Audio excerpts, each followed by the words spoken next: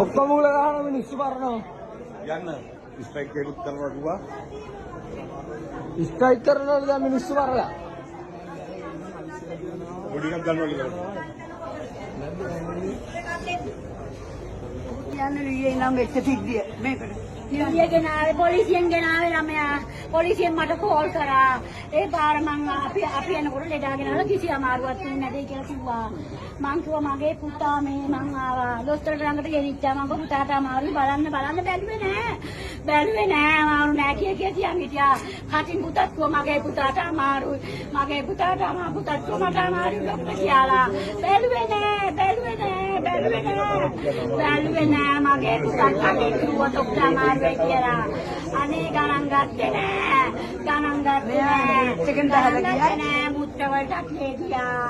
ඒ යනවා කියලා තක්කුවා. ලෙඩා අමාරු වැඩිකමට බැහැලා ගිහිල්ලා ගෙනාපු ඇම්බියුලන්ස් එකටම කියලා ඊයේ ගෙනත් තියෙන්නේ.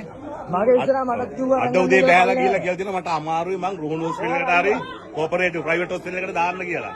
දැන් මේගොල්ලෝ පොයින්ට් එකක් අල්ලන් දෙන එක ලෙඩා බැහැලා ගියා කියලා. ඔව්.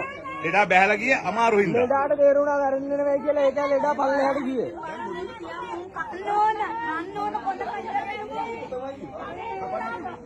අසරණ කමට යන තැන් මේ. ස්ට්‍රයික් කරන්න. දැන් ස්ට්‍රයික් කරනවා මේ මිනිස්සුන් මරුණාම. ඊයේ ගෙලන්න දාපු ට්‍රොලිය තාම තියෙන්නේ ලෙඩා. ඔය දෙනවා. කවුද? අයියා කියන්නේ ඔච්චර.